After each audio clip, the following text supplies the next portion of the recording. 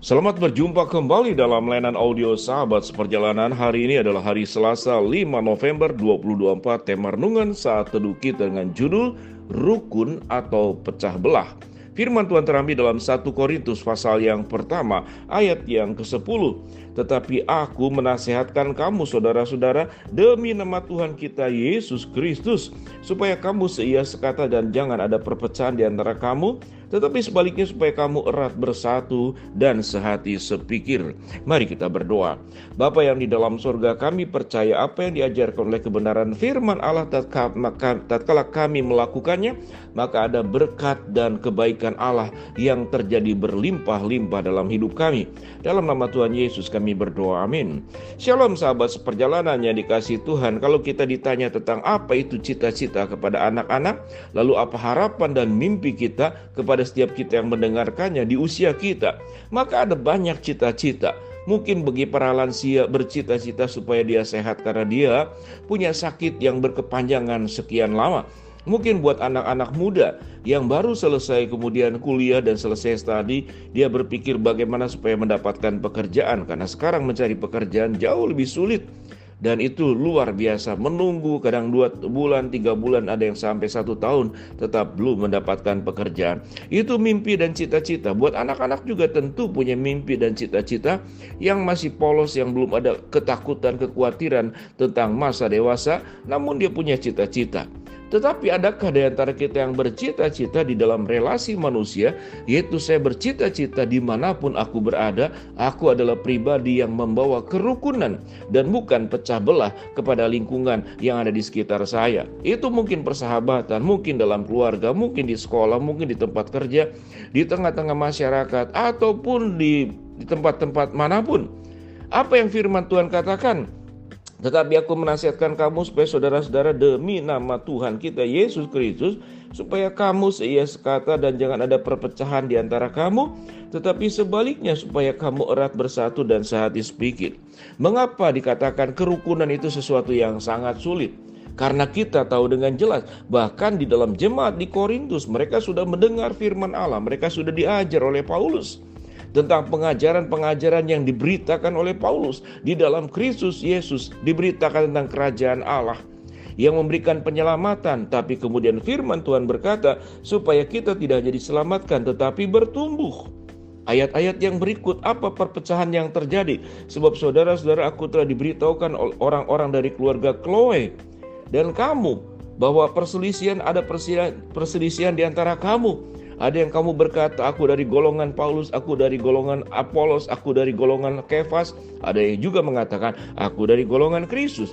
Golongan-golongan inilah yang disebut dengan sumber pecah belah. Tatkala kita sebagai orang percaya dipanggil, bahwa punya sebuah ketaatan, kita adalah golongan anak-anak Allah, dan kita hanya bersekutu bersahati dengan Kristus dan tidak dengan manusia. Mengapa perlu bersekutu dengan Kristus terlebih dahulu sebelum bersekutu dengan manusia?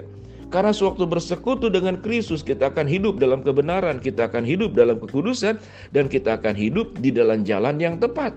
Tetapi sewaktu bersekutu dengan manusia, kita tahu dengan jelas tanpa Kristus dalam persekutuan dengan manusia, maka ada banyak kepentingan-kepentingan pribadi yang disebut dengan kepentingan golongan. Pertama, kepentingan pribadi. Kedua, kepentingan golongan.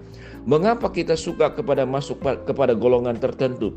Karena kepentingan pribadi kita terfasilitasi oleh golongan tersebut. Lalu kita menyatu dalam golongan tersebut dan merasa golongan kita lah yang paling benar, lalu golongan orang lain sebagai golongan yang salah. Di sanalah timbul yang disebut dengan diskriminasi. Di sana yang disebut dengan perpecahan karena masalah sara, suku, ras, agama, dan faktor-faktor lain. Karena warna kulit, karena ekonomi, karena kemudian jenjang. Saya rakyat, di sana mungkin adalah penguasa. Golongan-golongan itu membuat kemudian satu dengan yang lain saya merasa lebih superior, yang lain itu kemudian inferior, atau sebagai orang yang ditekan, merasa saya sebagai golongan yang dirugikan, yang dikorbankan. Lalu kita mengalami kebencian kepada para penguasa. Tetapi bagi mereka penguasa, timbullah yang namanya kesombongan. Itu yang disebut dengan golongan-golongan. Di dalam gereja jemaat Korintus pun ternyata terjadi. Ada golongan Paulus, ada golongan Apolos, ada golongan Kefas. Ada yang menyebut golongan Kristus, merasa dialah yang paling dekat dengan Kristus. Yang menyebut golongan Kristus belum tentu benar, tetapi mereka menyebut golongan Kristus. Tetapi sesungguhnya belum tentu Kristus ada di dalam kelompok mereka. Kalau mereka kemudian hanya mementingkan kepentingan diri, kepentingan kelompok di atas segala-galanya, dan bukan sesungguhnya mementingkan sebuah persekutuan dengan Kristus.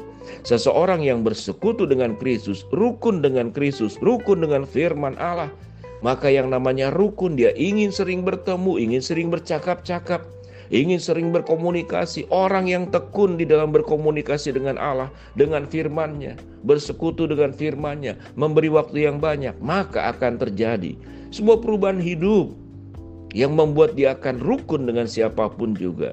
Tetapi sewaktu kita mengutamakan kepentingan diri, kepentingan kelompok lebih dari segala-galanya, maka sadar atau tidak disadari, Kristus akan digeser, firman Tuhan akan tidak diperdulikan. Maka yang akan disampaikan adalah kataku dan bukan kata Tuhan. Di sanalah timbul perpecahan. Dan Paulus mengingatkan, hai kamu yang menyebut golongan Apolos, bahkan yang menyebut golongan Paulus pun, golongan dirinya sendiri, ditegur oleh Paulus. Yang menyebut golongan Kefas, ada yang menyebut dengan golongan Kristus. Adakah Kristus terbagi-bagi? Adakah Paulus disalibkan karena kamu? Atau adakah kamu dibaptis dalam nama Paulus? Aku mengucap syukur bahwa tidak ada seorang pun juga di antara kamu yang aku baptis selain Krispus dan Gaius. Ayat berikut dikatakan, sehingga tidak ada orang yang dapat mengatakan bahwa kamu dibaptis dalam namaku. Juga keluarga Stefanus, aku yang membaptisnya, kecuali mereka aku tidak tahu. Entahlah apa lagi ada orang yang aku baptis. Sebab Kristus mengutus aku bukan untuk membaptis, tetapi untuk memberitakan Injil, dan itu pun bukan dengan hikmat perkataan, supaya salib Kristus jangan menjadi sia-sia. Paulus tidak menghitung dirinya sebagai orang yang luar biasa, bisa membaptis, bisa mengabarkan Injil, banyak pengikutnya. Hatinya terjaga, tetapi dia bersekutu dengan Kristus. Siapa yang tidak tergoda kalau pemimpin kemudian banyak sekali pengikutnya? Dan itu secara tidak sadar membuat dia terus memperbesar kelompoknya dan dirinya yang disembah. Seseorang yang hanya menyembah Kristus, yang hanya bersekutu dengan Kristus, yang rukun dengan Kristus, tidak akan menciptakan golongan-golongan yang kemudian memecah belah. Dalam rumah tangga pun sama, seringkali ada blok kiri dan blok kanan, blok papa atau blok mama, blok mertua laki-laki atau blok mertua perempuan. Ada pembedaan, keluarga yang kaya kumpul sendiri, keluarga yang miskin kumpul sendiri. Lalu mereka satu dengan yang lain tidak mau bertemu. Yang kaya merasa, buat apa saya berkumpul dengan keluarga miskin? Yang miskin, buat apa saya berkumpul dengan orang kaya? Nanti saya dihina, saya juga tidak akan mendapatkan manfaat apa-apa dari yang bersangkutan. Itulah yang disebut dengan perpecahan, itulah yang disebut dengan keretakan. Dan pada akhirnya kita sedang melakukan sebuah kehidupan yang jauh daripada kebenaran firman Allah. Seseorang yang rukun dengan Allah, seseorang yang rukun dengan Kristus, dia akan bertumbuh, dia akan punya karakter-karakter Kristus, dan hidupnya tidak akan membawa perpecahan. Karena mengapa? Karakter Kristus ada di dalam dirinya. Tatkala karakter Kristus ada di dalam dirinya, dia akan hidup dalam kebenaran, hidup dalam kekudusan, hidupnya akan rendah hati, hidupnya bisa menghargai orang lain, hidupnya tahu tidak mementingkan diri. Kemuliaan apa yang dilakukan hanya buat Allah dan bukan kepentingan dirinya. Kita tahu dengan jelas apa itu rumus rukun, yaitu rukunlah dimulai dengan rukun dengan Kristus. Mari kita berdoa. Bapa dalam surga, terima kasih buat kebenaran firman Allah yang kami pelajari. Hamba-Mu berdoa buat sahabat seperjalanan yang sakit, Tuhan jamah sembuhkan. Sahabat seperjalanan yang sedang menghadapi masalah, Tuhan bukakan jalan. Sahabat seperjalanan yang berdoa mengharapkan sesuatu, Tuhan kabulkan sesuai dengan waktu, rencana, dan kehendak-Mu. Dalam nama Tuhan Yesus kami berdoa. Amin.